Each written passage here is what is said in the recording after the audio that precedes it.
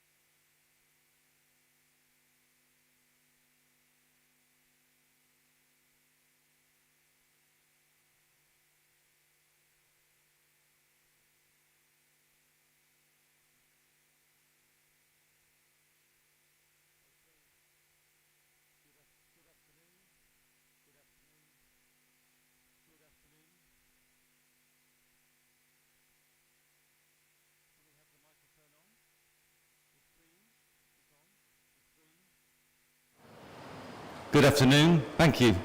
Thank you very much. Good afternoon, ladies and gentlemen, and welcome to this side event on carbon capture and storage. Where is it in Africa, and what can be learned for other emerging economies? And I'd like to thank our co-organisers. My name's Tim Dixon from IEAGHG. I'd like to thank our co-organisers, the University of Texas, the CCSA, the International Knowledge Centre, CCS Knowledge Centre, and Bellona.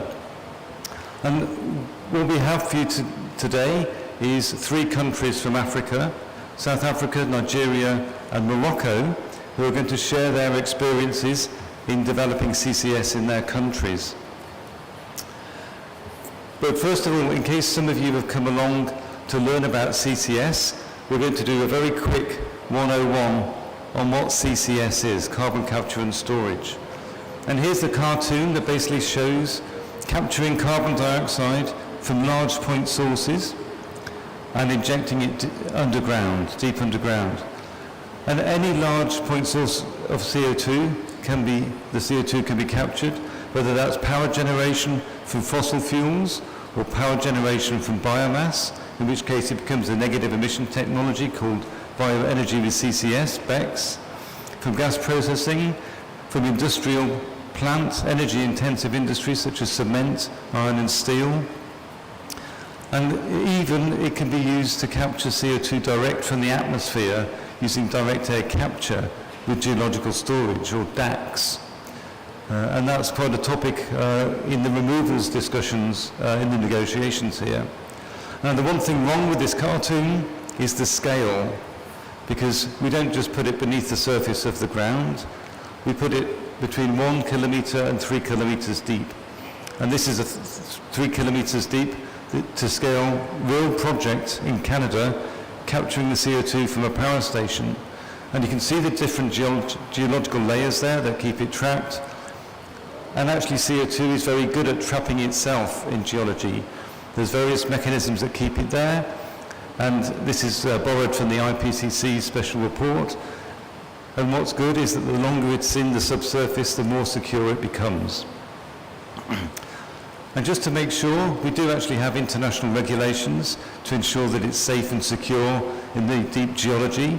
Here in the UNFCCC, we've got the modalities and procedures for CCS in the Clean Development Mechanism.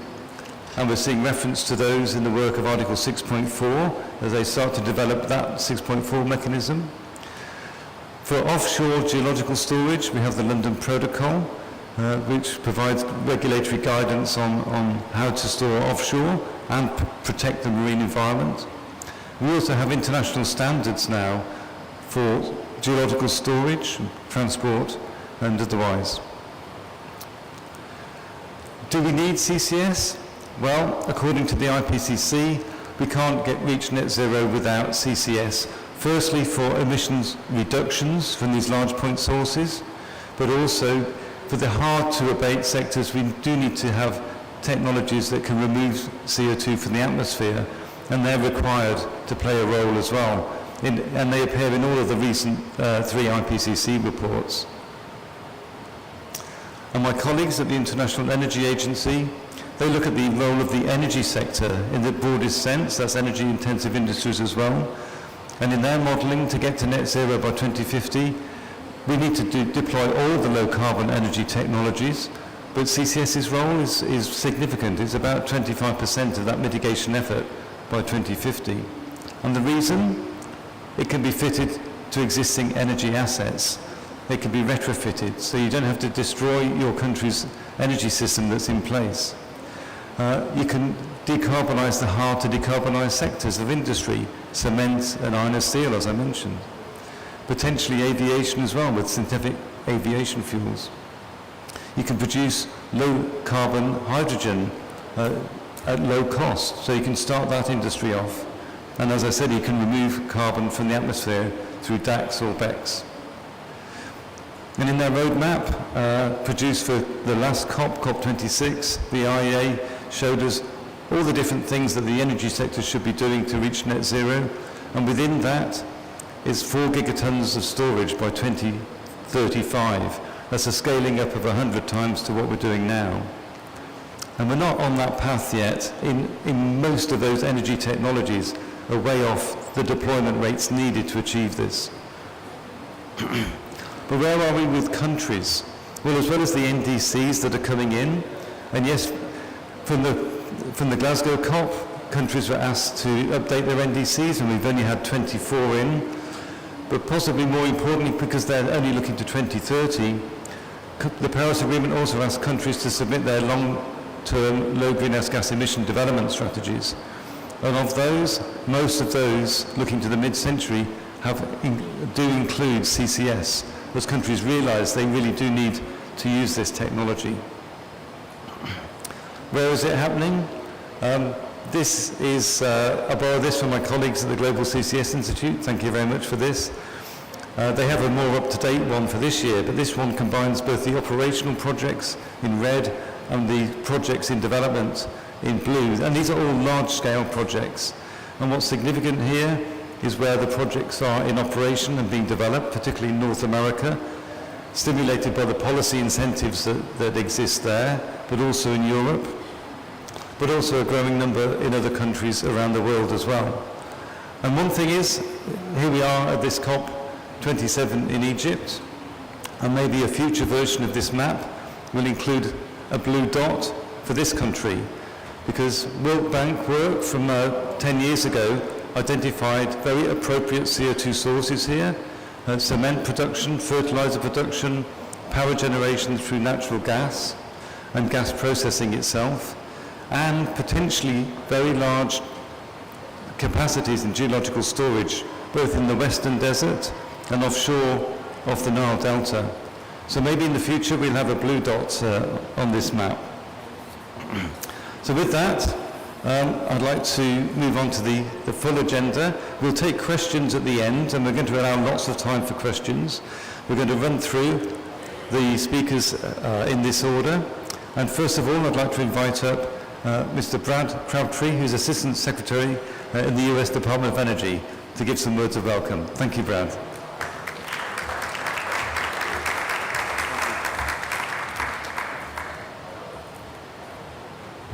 Thank you, Tim, and good afternoon, everyone. It's an honor to be here and to be able to open this event with Tim. And I'd like to start by calling attention to some of the African context, which I think is really important for consideration of carbon management. And one is that African countries have a right to develop their energy resources. And if we look across sub-Saharan Africa in particular, but the whole African continent, in all but a few countries, a majority of citizens do not have access to reliable power. And there's significant need for the development of manufacturing and industry across the continent to develop high-wage jobs and create economic and social opportunity.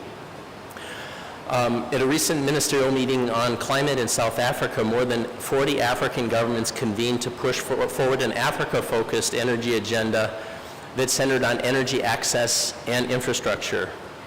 At the same time, Africa Oil Week was taking place in South Africa, and I was there on behalf of the Biden administration in attendance.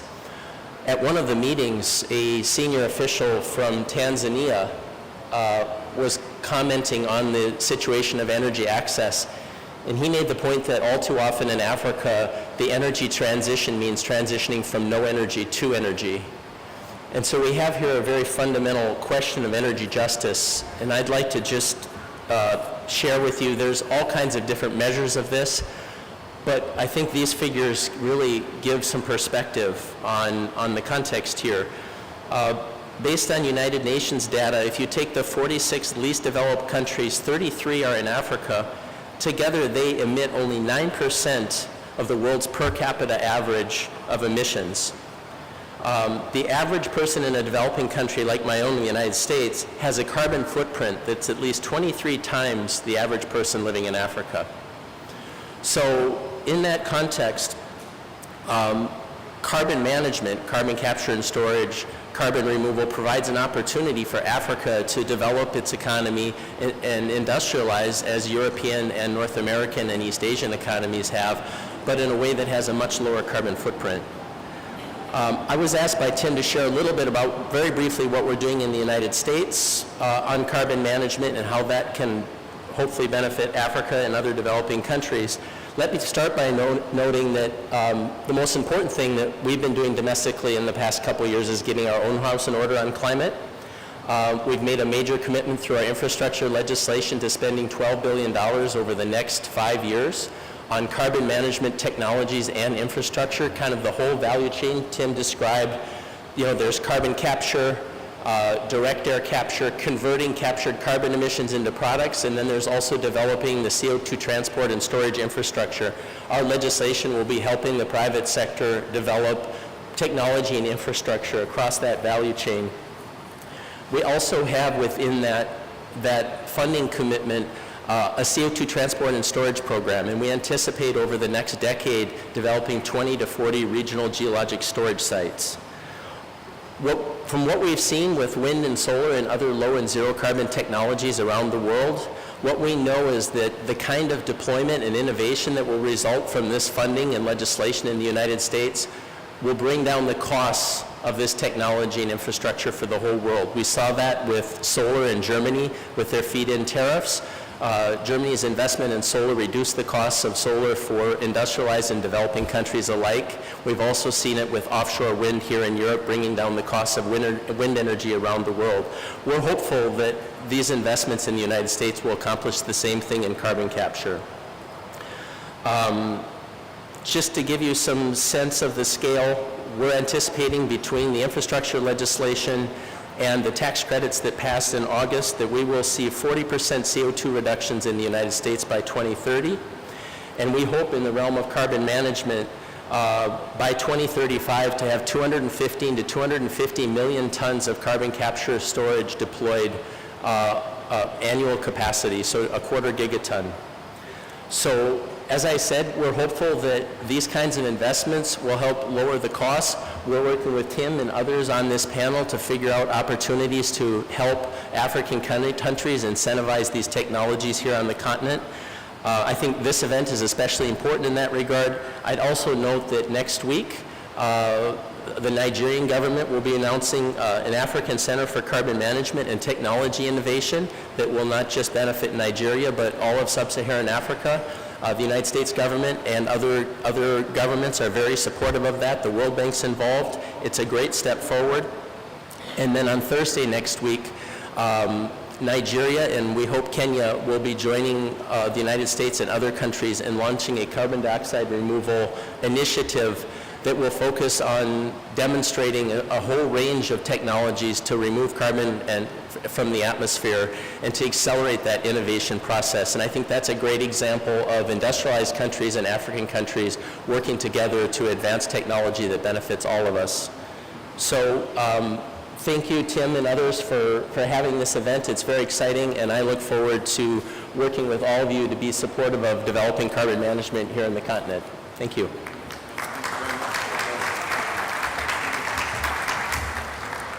Thank you very much, Brad, for that welcome, and thank you for everything the US does in deploying the technologies and bringing the costs down for the rest of us. I'd now like to invite up Dr. Katherine Romanak from the University of Texas to talk to us about experience in storage. Over to you, Katherine.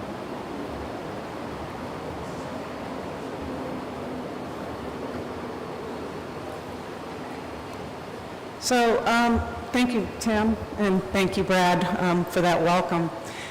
I will be talking to you today about experience in geological CO2 storage because I think at the COPs and surely very widely, many people have questions about storage and how does it go deep into the ground, what happens to it when it goes there, and are there any impacts?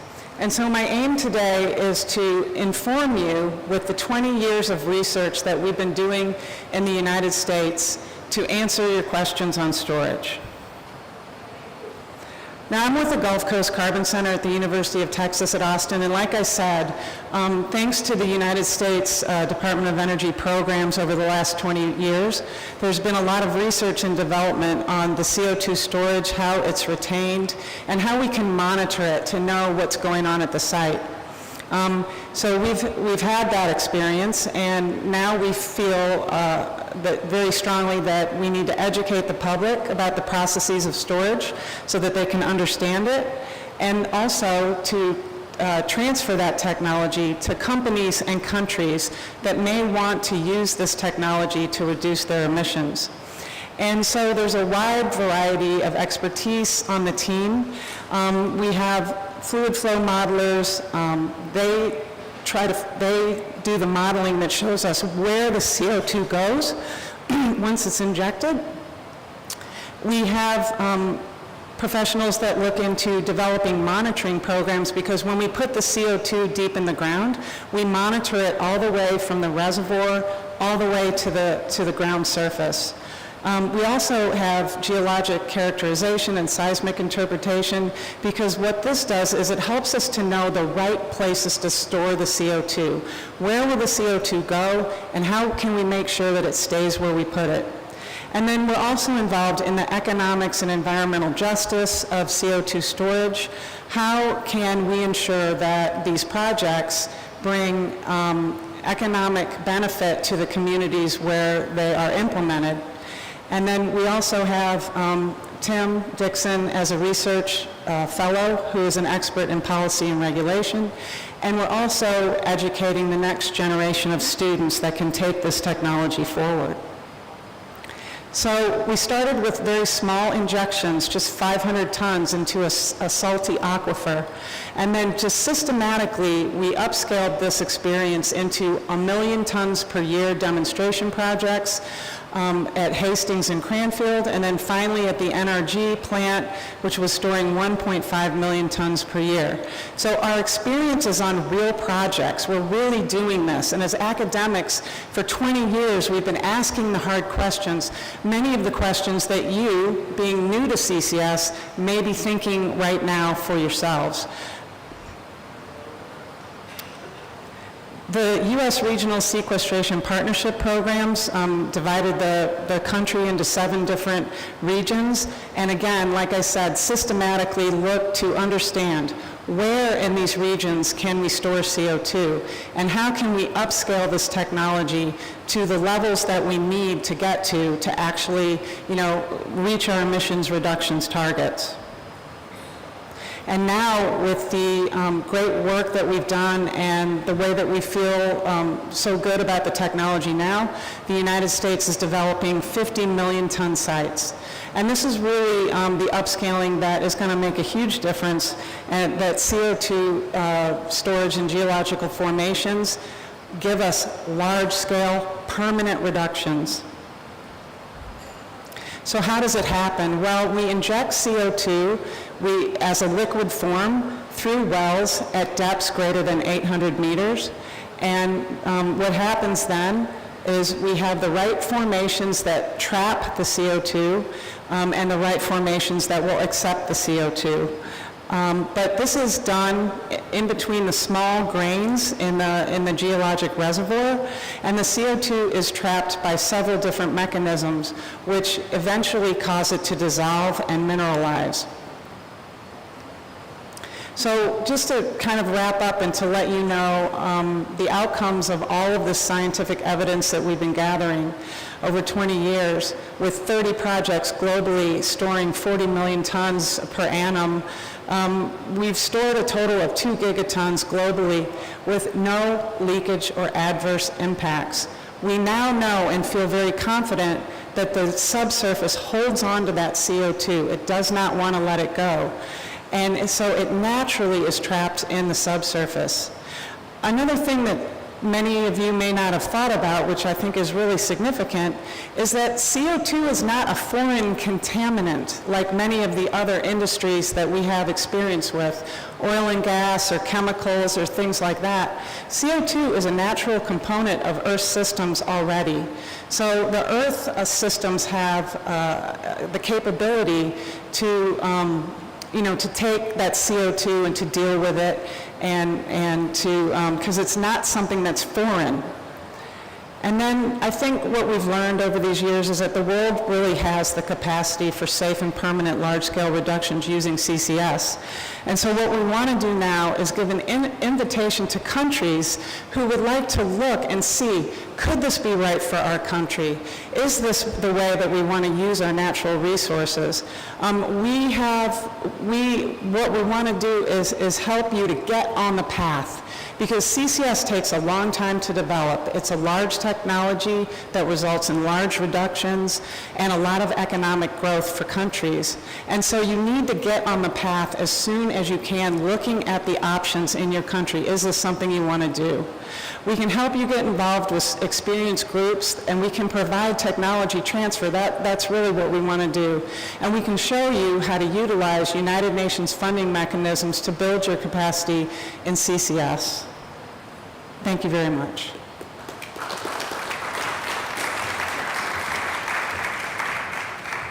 Thank you very much, Katherine.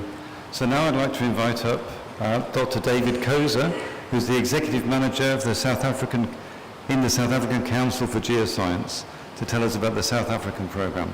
Over to you, David. Great, thanks Tim. Good evening, everybody. Thanks for sticking around the graveyard shift.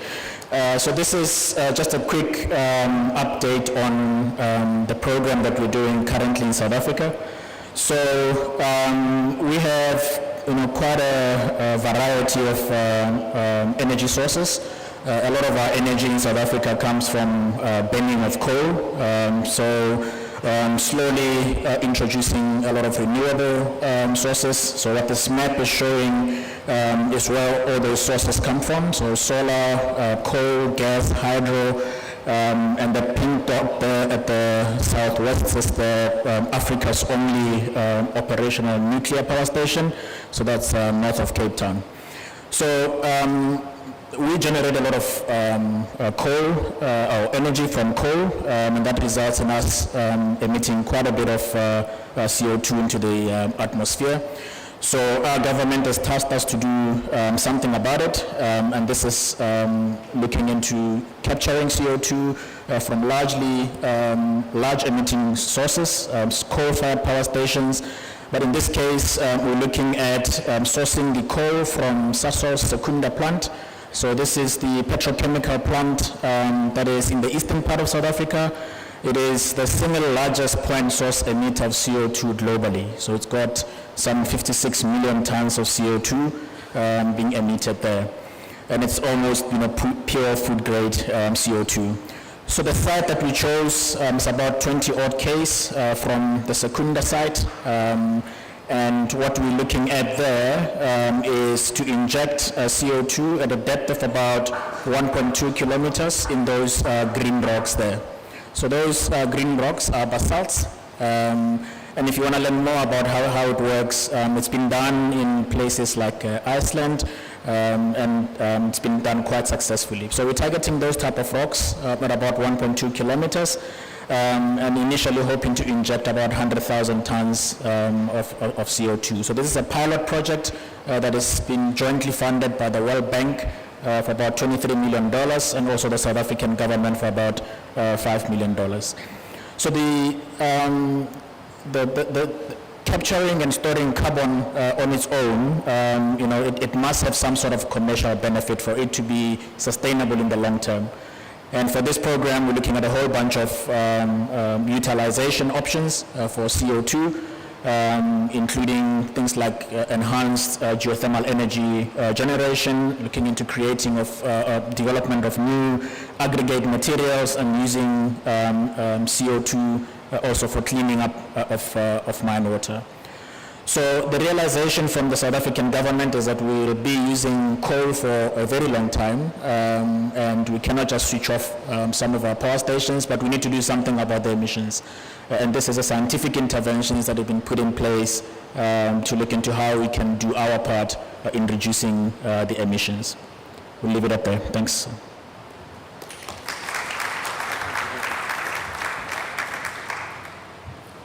Thank you, David. And now I'd like to invite up Dr. Peter Ekweozoh, who is a director in the Department of Environmental Sciences and Technology in the Ministry of Science, Technology and Innovation in Nigeria. Over to you, Peter.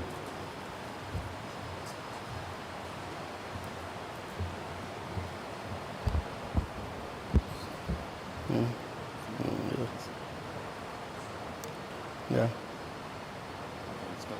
Okay. Good afternoon, ladies and gentlemen. I'm not going to speak in detail, but I'll just give a brief overview of what we are doing in Nigeria. My colleague from the Vice President's office will equally talk to you. I'm from the Federal Minister of Science, Technology and Innovation. We are looking at CCUS program in Nigeria within a broader policy framework. And in that sense, we are conducting a comprehensive technology needs assessment for Nigeria across all the sectors.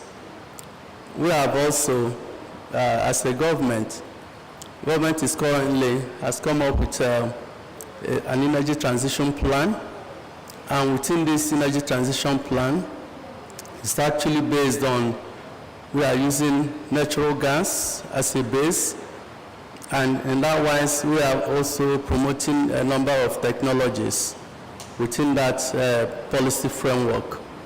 We are also coming up with a roadmap, comprehensive roadmap of National Technology Action Plan that will be launched by Nigeria within the next couple of weeks.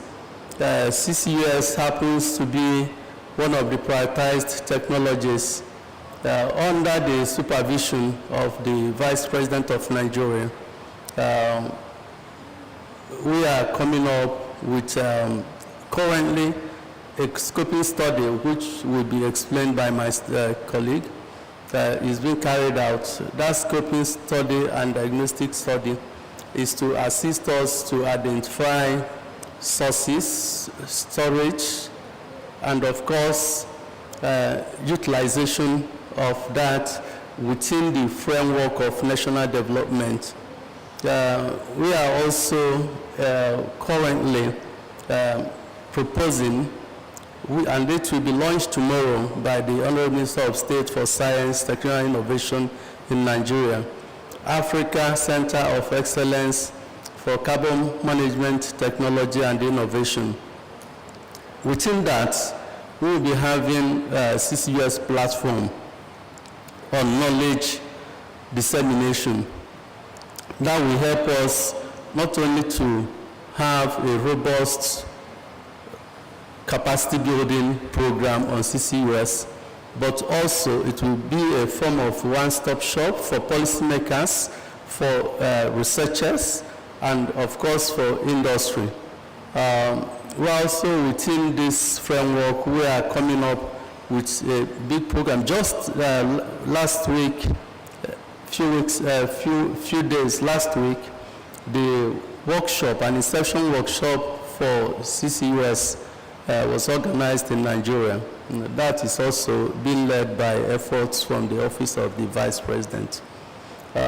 Within the policy framework, we are looking at other institutional components of that will help us to put up sustainable CCUS program in Nigeria with respect to regulation, and of course we need to build capacity in the area of MRV because that will help us to see how effective the policy framework has been and what kind of skill set that is required to attain a certain level, and of course to enable Nigeria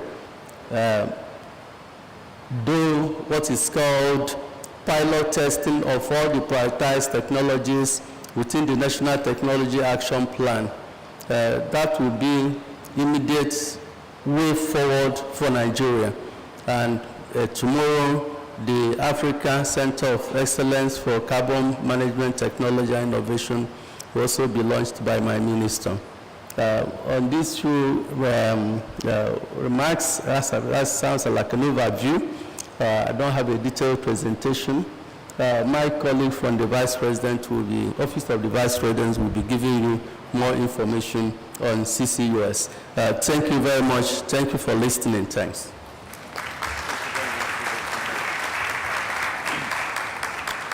Thank you very much. And apologies for having that highlight on the wrong name there. But now I'd like to invite up Dayo Adeshina from the Office of the Vice President in Nigeria.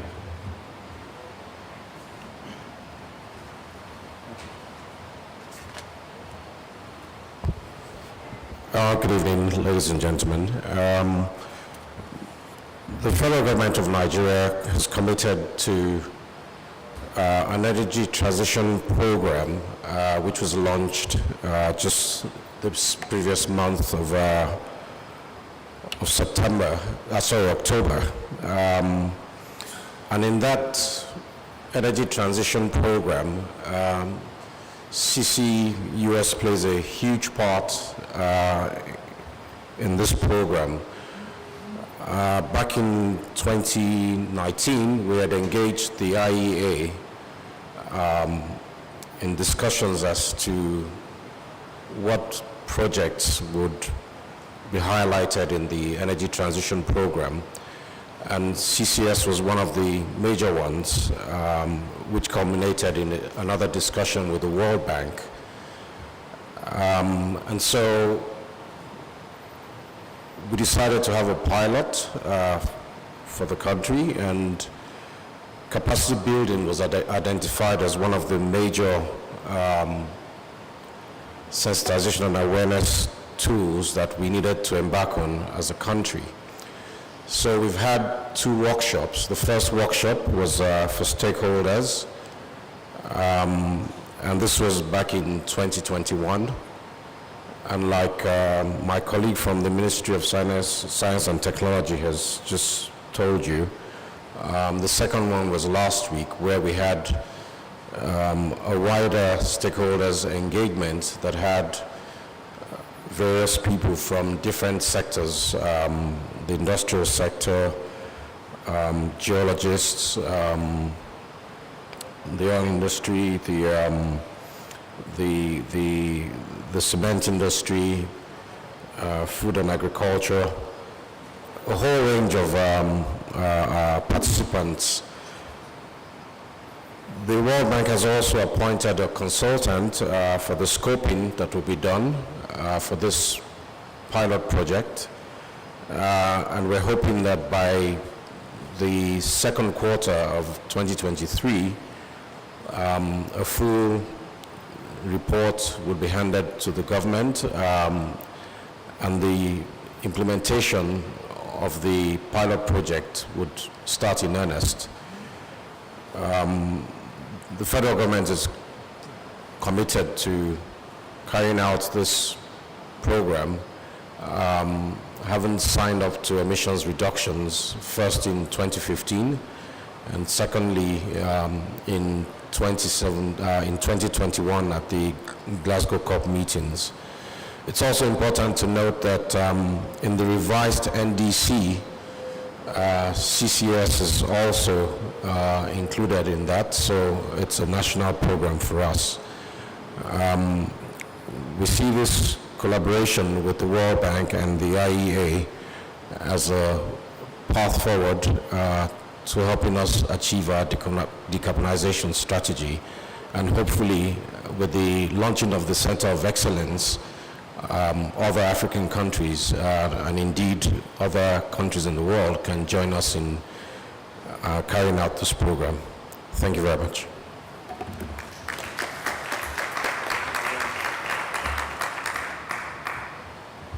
Thank you very much. Now I'd like to invite up Dr. Abdelghafour, who's a professor at the University Mohammed VI Polytechnic in Morocco. Hello everyone. Okay, where I am. Yes, it's this one. Okay, I will start with this question, which we have asked several years ago about is CCUS basically something for Africa? And then now I will cover the case of Morocco, because now I'm based in Morocco. So the time we asked this question, I was a senior scientist at SINTEF in Norway. And it was in the framework of African-European collaboration type of project in Horizon 2020. So, to our surprise, the answer was yes. There was interest.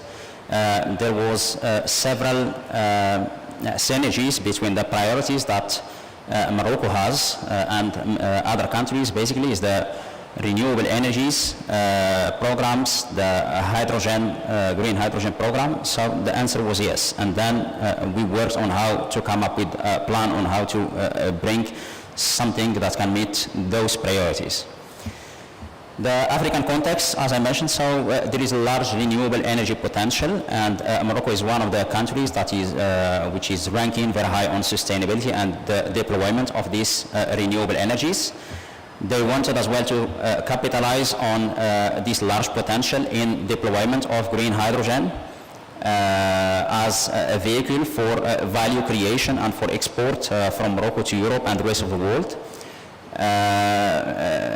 And the there is focus as well on the deployment of an energy transition that is based on renewable. There is a new roadmap that is based on biomass and bioenergy deployment for the energy transition and for the decarbonization.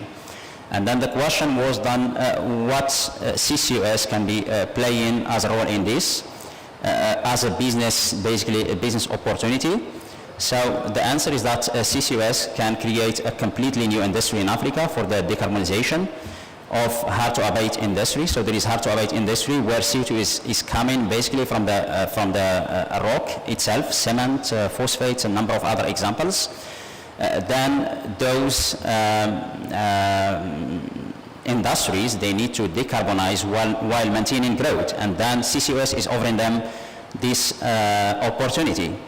There is as well a new development that is putting an additional challenge to the export to Europe, and everyone is aware about the CBAM, the Carbon Border Adjustment Mechanism, and then this also brings some new challenges for the industries that are classified as hard to abate. Okay, and CCUS can create basically the solution for maintaining those industries while decarbonizing.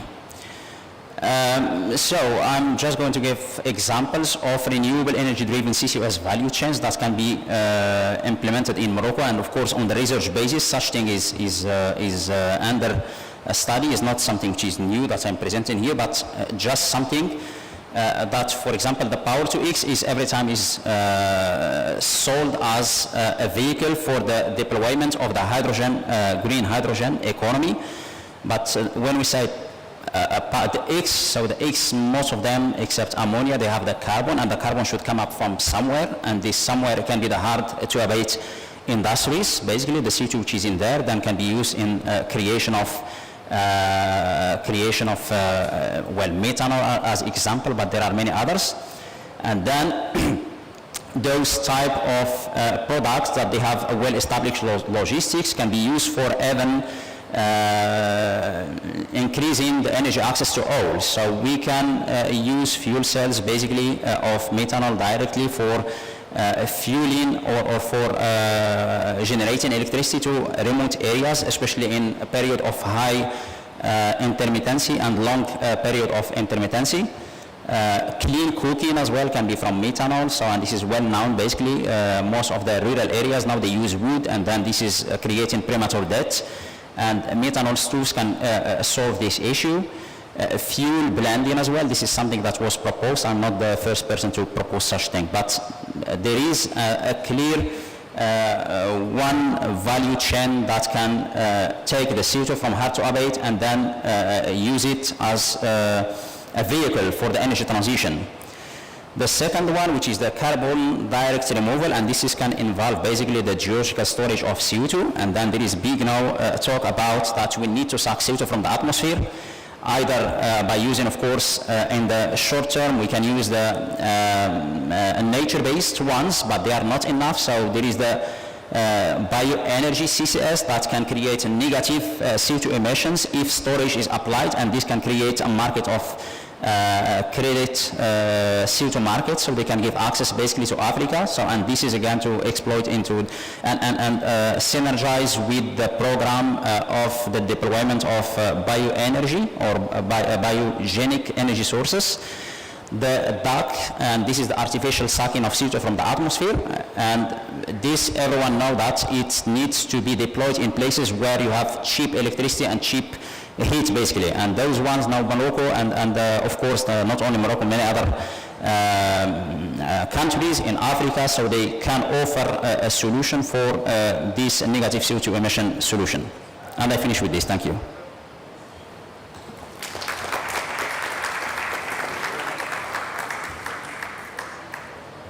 Thank you very much.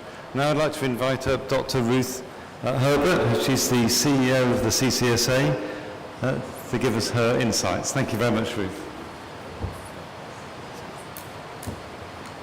Thank you, Tim. I run a trade association, the Trade Association for Carbon Capture, Utilisation and Storage. We are about accelerating deployment We have an office in London and Brussels, so we are focused on engaging with European industry and governments, but we also have an objective to share knowledge internationally, which is why we're here at COP.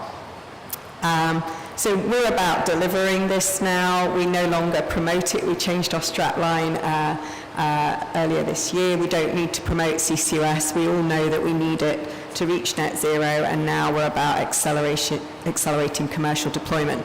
So I'm going to talk a bit about what industry's role is in that and how industry can work together to accelerate this. So we have 98 members, last time I checked, ever-growing membership, industry that is active in UK, Europe and around the world, in storage, in power and industrial end users who need this technology to decarbonise their products and services, the developers of the capture technology, first and second generation technologies, trying to bring down the cost of that and modularise that technology, engineering and distribution companies, and all of the supporting sectors. So it's a large collaborative group, and we're trying to find ways to work together. Tim went through this before, but essentially we're looking at a collection of different types of applications of carbon capture in industrial clusters within the UK, and that's really where this collaboration has been really important. Some of you may remember that the UK did have a few attempts at CCUS in the past because of the political environment, that it hasn't moved forward. But in that time, industry has not been idle, and industry has been developing solutions, making them even cheaper and more efficient. And that has led to the development of clusters in the UK.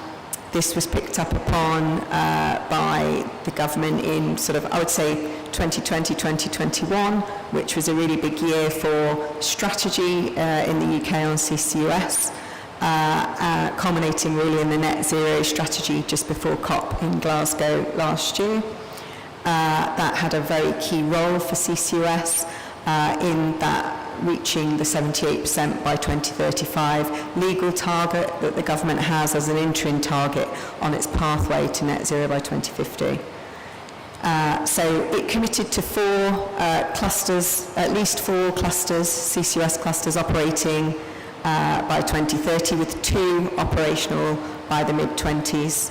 The industry's response to that, our reaction to that, has been to get together and develop lots of clusters across the UK. So we didn't just develop 4, we developed as many as we could. Some of these collections of emitters are maybe inland and not as close to the offshore storage that we're developing in the UK, but the ones that are close to the offshore are developing both emitter, transport and storage solutions collectively. There are 2 clusters going forward that were selected by the government this time last year, and a reserve cluster, so the Hynet cluster in the northwest, the East Coast cluster in the northeast, and the Scottish cluster up in Scotland is the reserve.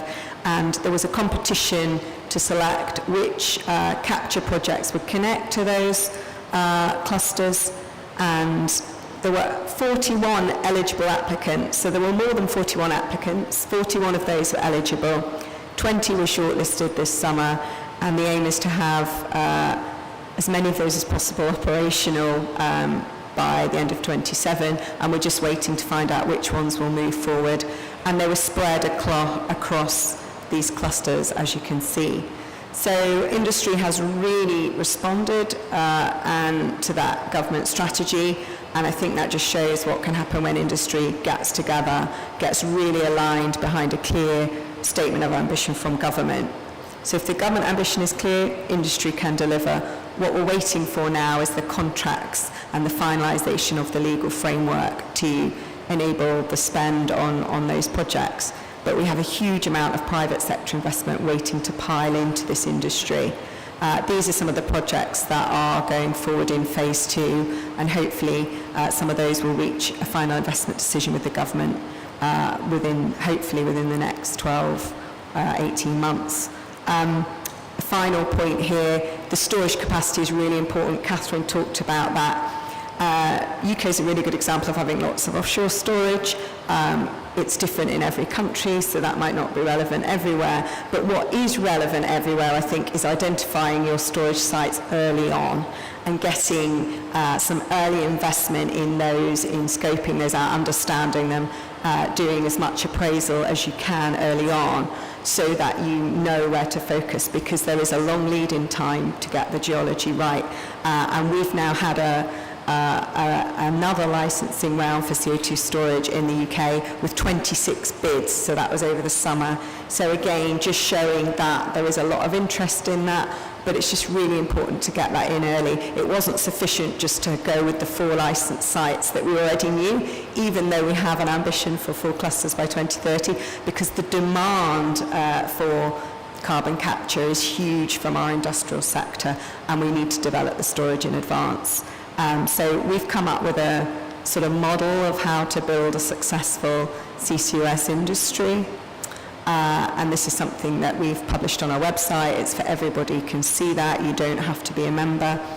And again, it just shows when industry gets together and works towards a goal of how do we deliver this on that timescale, what we can achieve.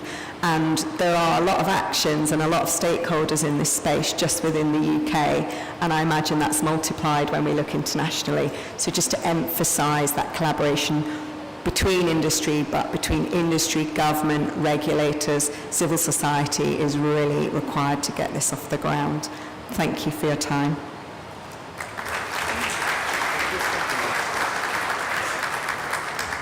Thank you very much, Ruth. And interesting to see the rapid development of the clusters there, and such collaboration between all stakeholders involved. So now I'd like to invite up Lina Strandvåg Nagell. She's the Senior Manager for Projects and EU Policy from Bellona. Lina.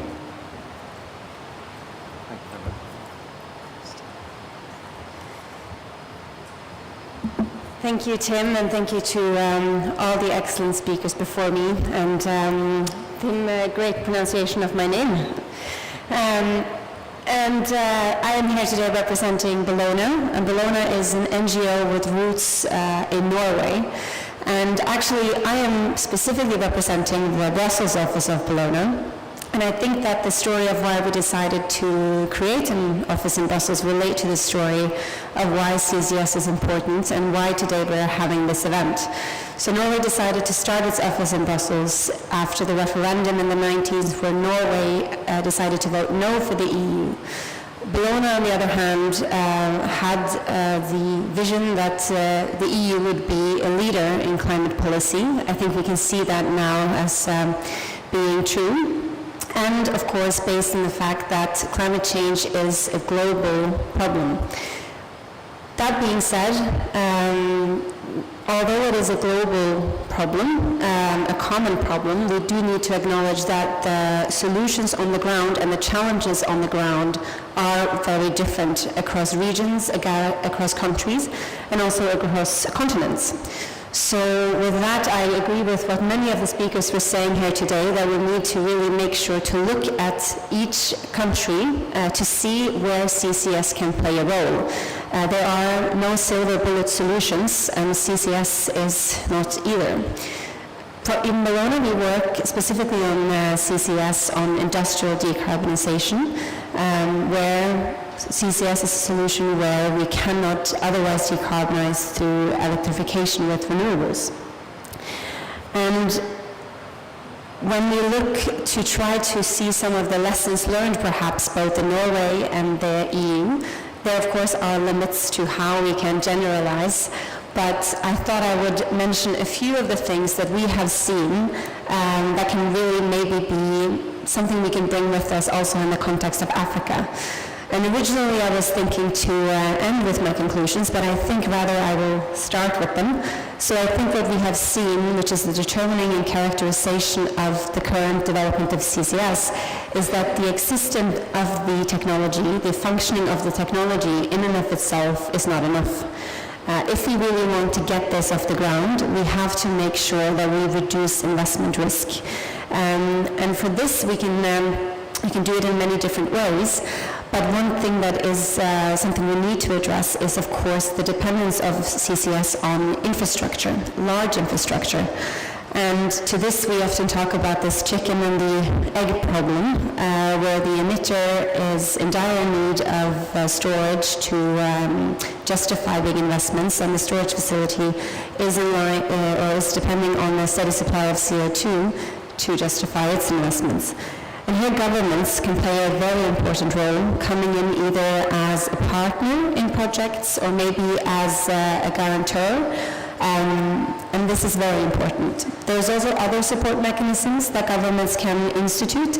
This can be, for example, accelerating permit granting processes. It can be reducing administrative burdens, and it can also be to help out and create mechanisms for public acceptance. We know that this is an issue. We have seen it in Europe. We had a momentum for CCS 10 years ago that didn't really materialize into something. We now see that this is happening again. We have a momentum, and we really want to make sure that this time it results in real action. And we see that the key here is the narrative that CCS is helping to decarbonize industry, retaining jobs, creating jobs, and greening jobs. In addition to this, I think it is very important that we send the positive market signals to also the private market, to the companies who are active in this space. And there was a speaker already who mentioned this, that it's very important with clear governmental strategies. And this really is key.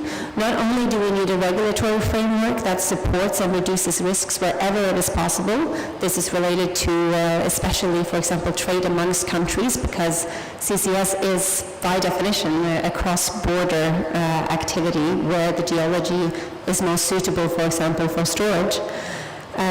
So we need to make sure that we have the right set of regulatory framework for this, but we also need to make sure that we are giving people in the market the right signals that this is something that they should be focusing on. And here the EU, for example, has now started the work to publish a strategic vision on CCUS, which will be, I think, published next year. And I think that is a lesson learned, that this is so important. It is coming a bit late, I would say, in the context of the EU, but to really make sure that these signals are constant, that it includes not only pipelines, for example, for transport, also multiple transport modalities in addition, like ship, rail, truck, and barge, because we do know they have a lower upfront cost, and that can really spark market development. And with that, I think I have gone over my time a bit, but I look forward to the discussion, and thank you all for participating today.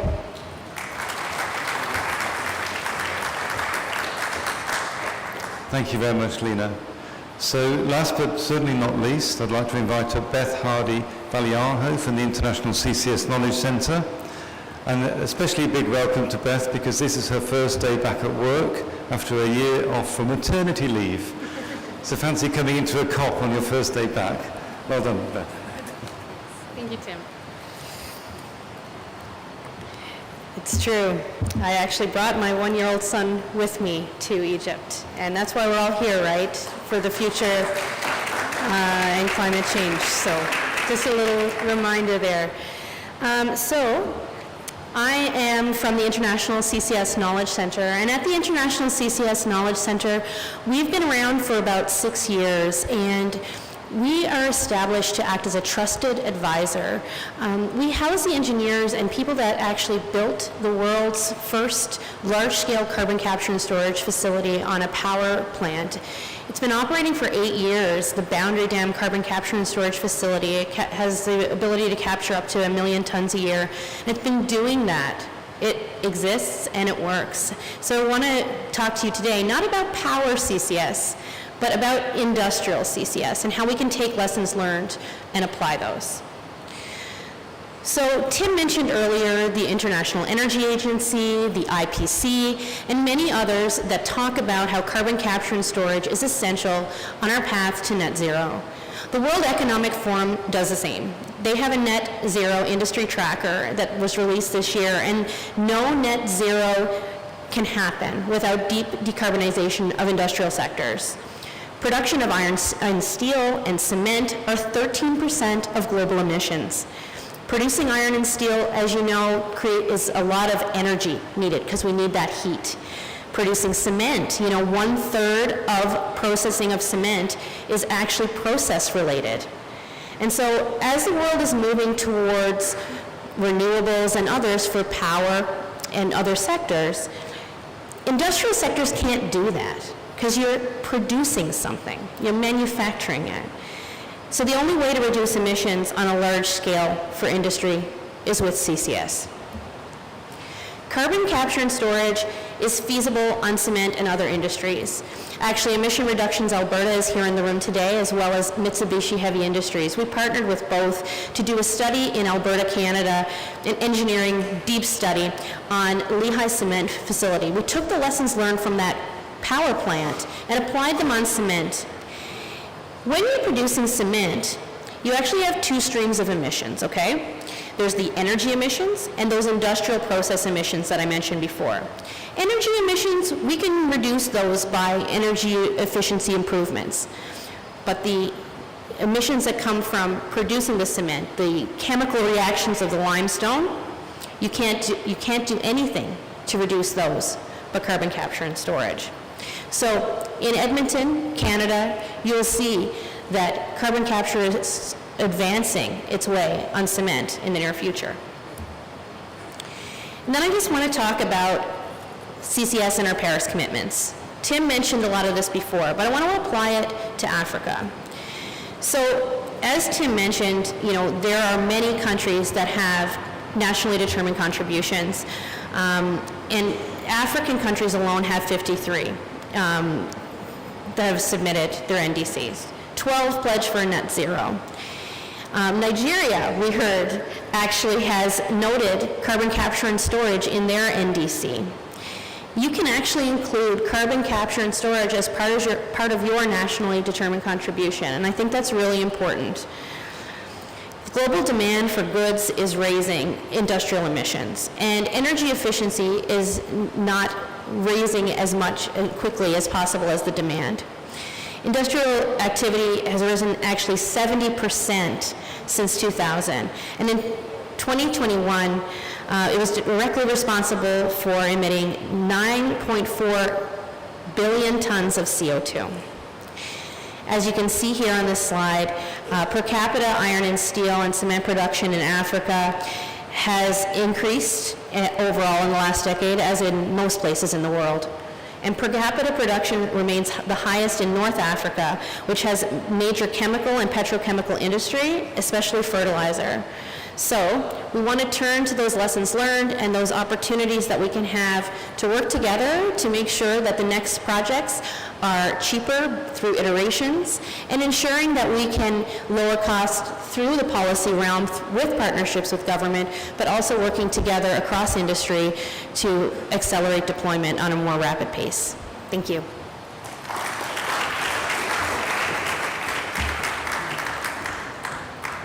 Thank you very much, Beth. So now we'd like to invite questions for any of the panelists on any aspect of CCS from you, the audience. And as people think, I'll maybe start off. I think the application from the International Knowledge Centre there of the technology learnings from the flue gas on a coal power station being applied to a cement plant is very useful in the world because of the cement emissions.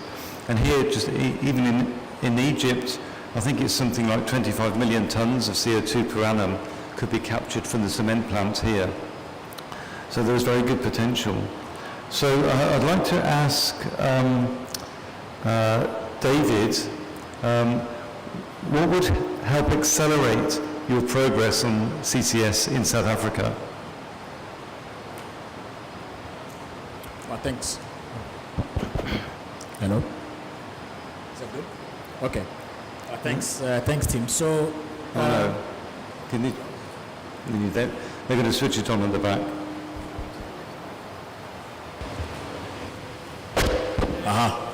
All right. Okay, thanks. What we've realized is that because CCUS is such a new thing, at least to us, that we are efforting, A lot of the work has been through collaborations, and I think this is where it has really turned out so well for us. We've embraced collaborations from those partners who've worked on CCUS before, who have much more experience than we do. So collaborations have worked quite a lot, and I think the support from the state through policy, regulations, that has really helped to get CCUS off the ground in South Africa. And I think a big part of the program is investment in research. And this is where I think the government has been quite supportive in recognizing that it is not the panacea for climate change for sure, but it's one of the scientific options and scientific interventions that we have. Thank you very much, David. And I'd like to put the same question to Peter for Nigeria. What would help accelerate your progress on CCS? Thank you so much, team. It's important to note that networking, perfect strategy will play a good role.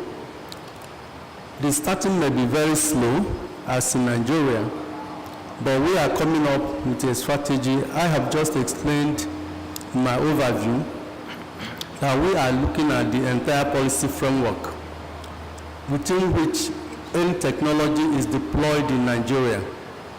And that is not only one sector, it cuts across sectors. And that's informed the decision of the government to do comprehensive technology needs assessment for Nigeria,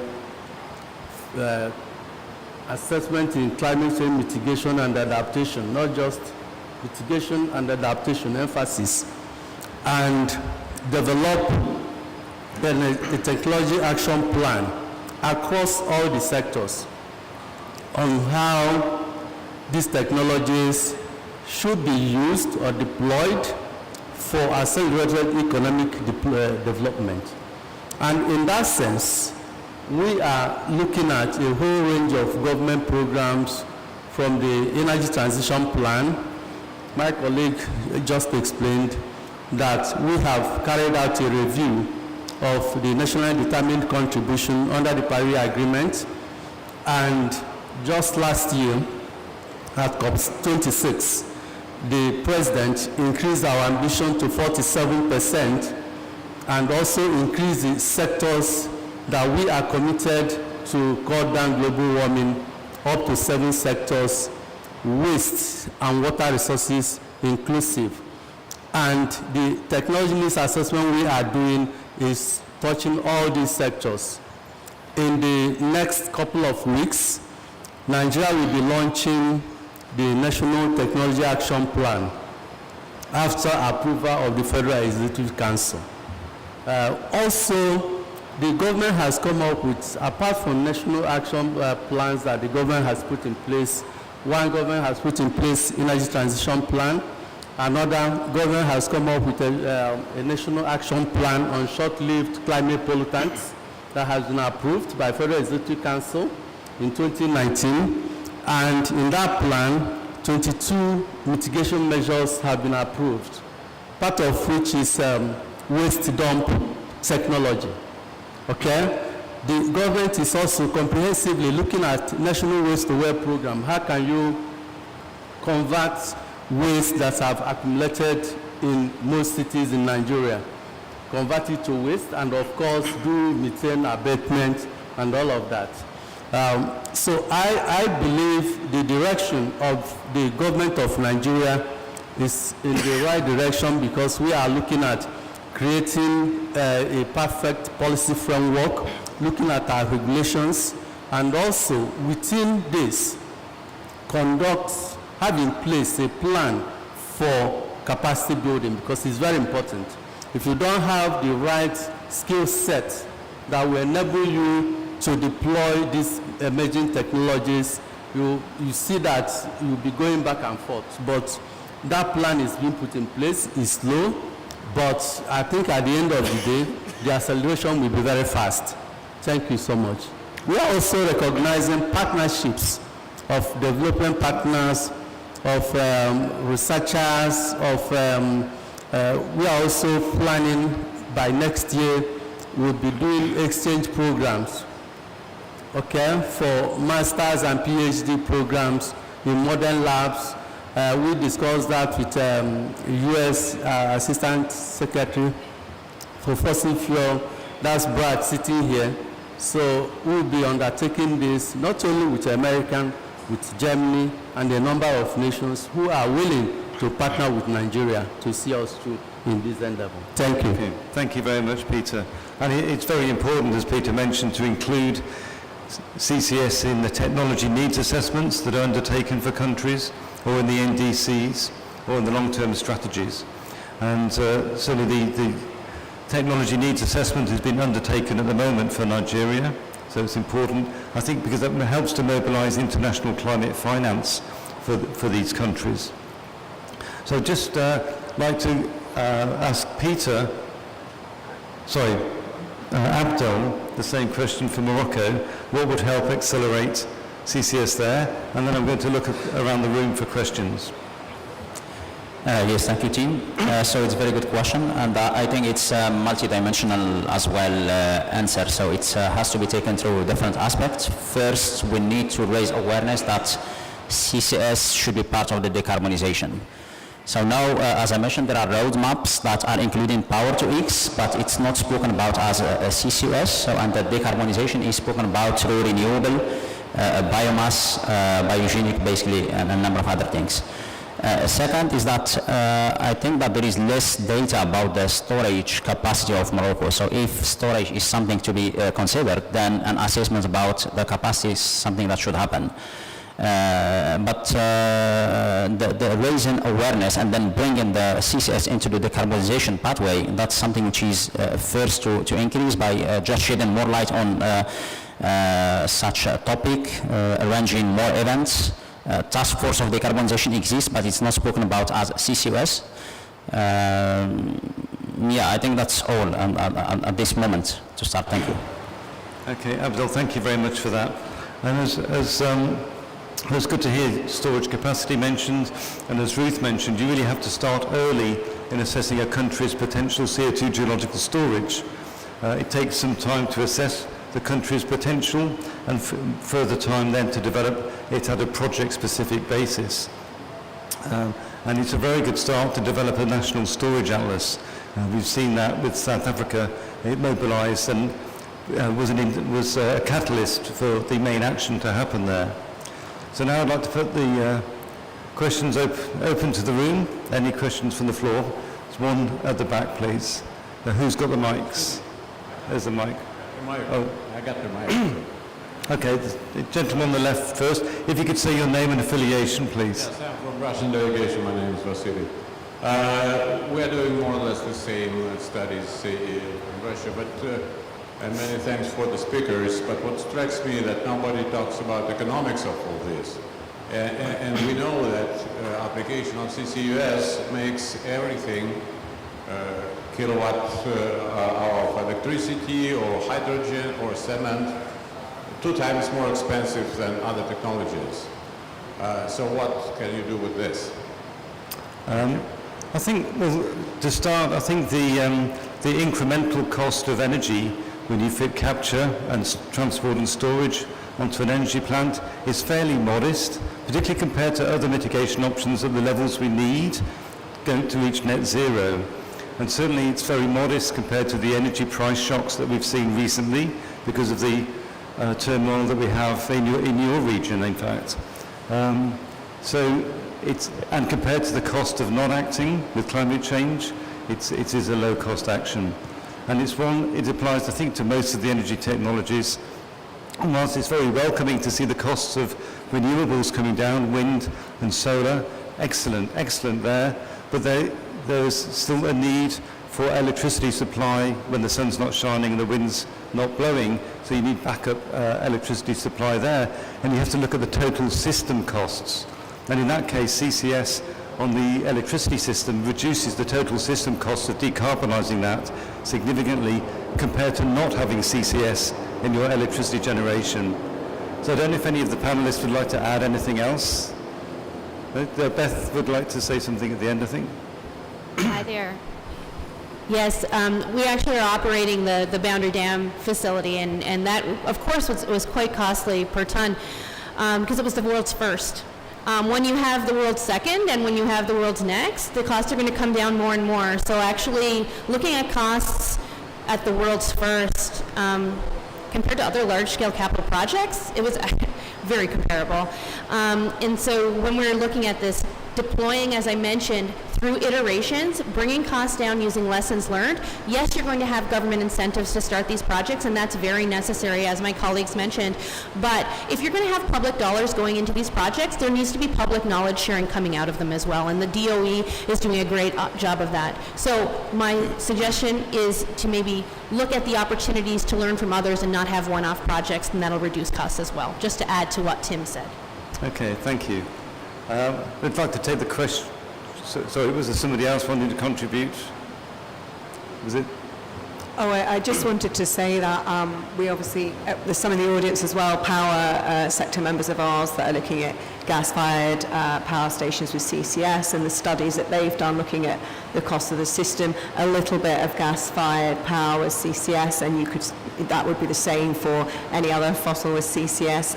A little bit of that on your system enables you to maximise the amount of renewables in your system and brings the overall cost of that system down, as Tim said. So we have studies showing that if we have a little bit of gas-fired power with CCS, we can save several billions on the cost of a net zero power system. Okay. So yeah, we can share that with you. Okay, but thank you. That was a good question because we didn't really cover economics in the presentations. So thank you for your question. That's the lady at the back. I'll take your question, please. Hi. Thank you very much to speakers for sharing your unique experiences and perspectives. My name is Yasuko. I'm from Mitsubishi Research Institute of Japan. So my question is around monitoring. I think Dr. Romanak briefly mentioned that you monitor from the reservoir to the surface ground surface. And I'm assuming it is after the closure of the site. And I was wondering how you would do that after you close the site. And how long should you monitor to be sure that there is no leakage and storage is permanent? And also, the last question, sorry, who or which party is in the best place to do the monitoring after the site closure? Thank you. Okay, thank you for that question. So, as Tim mentioned previously, we have regulations in place, and the regulations give us the guidelines for what needs to be monitored. So the monitoring is very specific to the regulation that you are participating in. And as I said, so the other thing about monitoring is that it's a very intimate relationship between the project developer and the regulator. So these conversations go on well before any CO2 is injected into the reservoir. So it's a constant communication with the regulator as the project continues. And as the project continues and as you gain assurance that all is going according to plan and that everything is well, then the regulator can feel confident that the CO2 is stabilized, that the risk is very low, and then site closure can happen. As far as how long do we monitor after site closure, that is also written in the regulations. We have some regulations that require 100 years of monitoring after closure. Many of these projects have been, like I said, when the regulator gains assurance, sometimes those post-closure monitoring periods can be reduced. We've seen some as low as 5 to 10 years after site closure, But again, that's going to be very site-specific, and it's going to be down to the communication with the project developer and the regulator. I think that answers the question. Okay, thank you very much.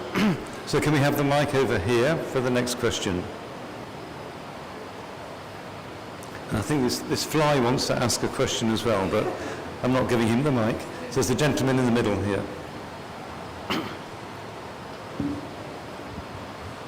Stefano Casalini from Polytechnic di Milano. My question is about storage. We know the theoretical potential of storage is huge, is hundreds of billions of gigatons. But we also know that the injection dynamic introduces deep uncertainty on the assessment of the practicable capacity.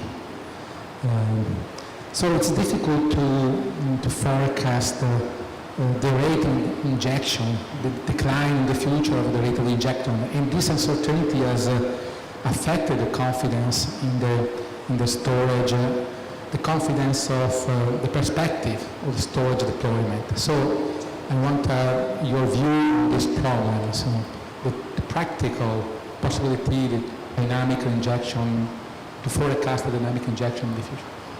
Yes, that's a really good point, and I'm glad you brought it up, because there are many different ways to assess the capacity of a site, and some are more advanced than others. You can simply take the volume of pore space, as you say, and many times we do see people using that, what we call static capacity estimation, for example, the pore space times the area. But we know that that's not realistic, as you said, because you have to be able to get the CO2 into the formation. And so at the University of Texas, we've developed more advanced modeling capabilities so that we can take the characteristics of the reservoir and we can amend our capacity estimation for that. Some of the things that can be done there are understanding pore throat size, and also pressure management, because pressure is another thing that can make your injection, you need to manage the pressure sometimes. And so you're absolutely right.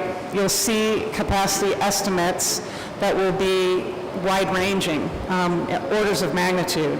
And so we definitely need to be considering this, but I think one of the main things that help us to know if we can do that is we need the geologic characterization of the reservoir. We need the data that tells us exactly what that reservoir is geologically, and then if by chance, our injectivity and one well starts to decline, then what's going to happen then is probably to drill another well.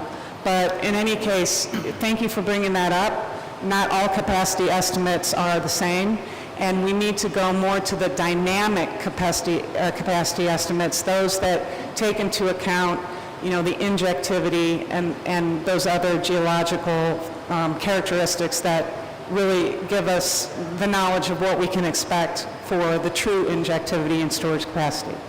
Okay, thank you very much for that question. And the question near the back. Thank you. My name's Tom Skirfield. I'm from the Natural Resource Governance Institute. And that last question really sort of related to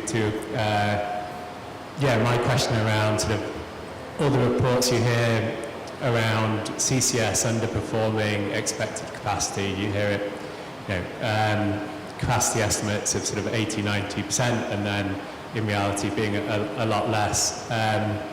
So I was wondering, whether that aligns with your experience, and then given that that seems to align with the implication of what I think most of the panelists were saying in terms of CCS having a large role for hard to abate sectors, because whatever emissions you can capture from those sectors is a benefit. But given the increasing affordability and reliability of renewables, maybe there's a diminishing role for CCS in the power sector. So yeah, my second question was really around sort of what future do you see CCS having in the power sector? And really, should we be seeing CCS as sort of a solution for a large part of the solution for the hard to abate sectors, and maybe still a solution, but only a small part of the solution for the power sectors? I think that's what you were all kind of hinting at. I just wanted to that. Thank you, because this is quite a new area for me. Okay, thank you very much for that. And I'm going to pass that to Ruth, if that's okay. If you could say something about the capacity development in the UK. And certainly, I don't think CCS has been constrained by the storage capacity in any sense, in any project actually. We have more storage capacity on the planet than we could possibly need from the CO2 that we emit. But it's how you find it and characterize it that is most important. And it's more deployment. CCS is not deployed as fast as people expected because the policies haven't been in place, more than anything to do with the technology or the storage aspects.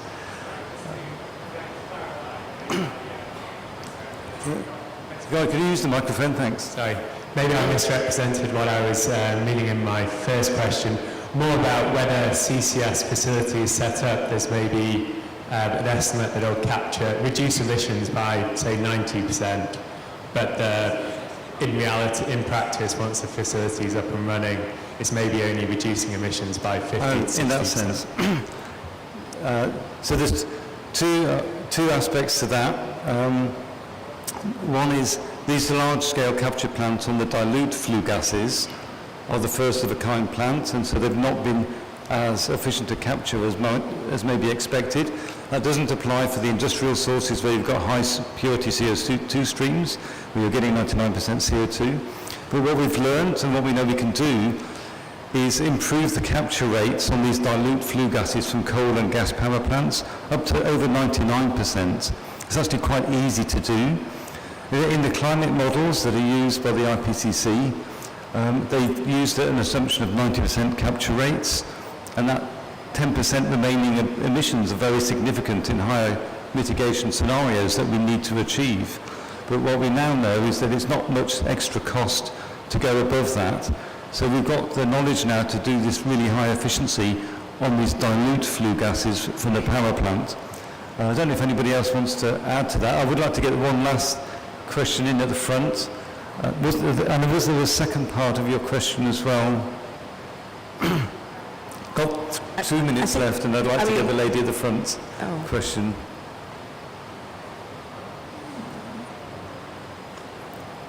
Yeah, thanks. Yes. Thanks very much. Thanks to all the speakers. I thought it was really great presentations and discussions. And I guess I'm sort of leaning towards the question that's posed in terms of what can be learned for other emerging economies. And in particular, the mic's gone. The map that you showed earlier, where the existing projects, there's very little in the global south. But from the discussions, there are a myriad of things that need to be put in place: the geological assessment, the policies, the regulations, the incentives, which in reality for the global south and for the continent, the ability for governments to incentivize in a material way is not really practical right now. So it feels as if there's quite a lot of headwinds, and we need to do this faster.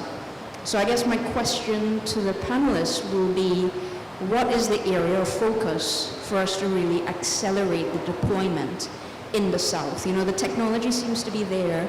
If the incentives are there, it can work. But the policies and regulation take, in some places, even a decade to do, right? So I guess that's where I'm sort of like looking to the panelists. What's the one area of focus that can really get more of those dots in the global south? So I think I'm going to ask David to answer that, because South Africa was the most developed so far.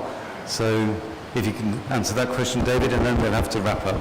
Yeah, absolutely. So what worked for us was really the geological characterization. I think that was the first realization that, you know, this could actually work. So without that, we really wouldn't be, you know, at a demonstration phase, if you like. And I think that's probably one of the biggest limitations when it comes to the development of CCUS across Africa, because there's still not much known about the geology of you know, some of the, or many of the African continents. So I think once that's done, and this is where I think Nigeria is on the right path, to say let us work on characterizing the geological, or understand the geology so that we can say whether we have potential or not. But in parallel, you have to look at the policies and regulations. I think this is one thing that's really lacking. We're still struggling with it, and even though we're kind of on a demonstration phase and we're learning from what the US is doing, but it's one of the big thing, particularly with the environmental impacts of CCUS. So that's I think the geological characterization and the regulations are quite key. Okay. Now the panelists will be available afterwards for questions if you want to carry on. You're asking them questions, but we are out of time now. As well as our panelists who are here in person live, you can also get some more information from the websites of the 5 organisations on the slide above. And if you're here next week, we have another event in the Clean Air Task Force Pavilion on CCS in the Caribbean, where we're going to be hearing from Trinidad and Tobago and Guyana. So with that, I'd like to thank all of you for coming and for being interested and asking very good questions. And I'd like to thank our panel, welcomed by Brad, Katherine, David, Peter, Dayo, Ruth, Lina and Beth. Thank you very much.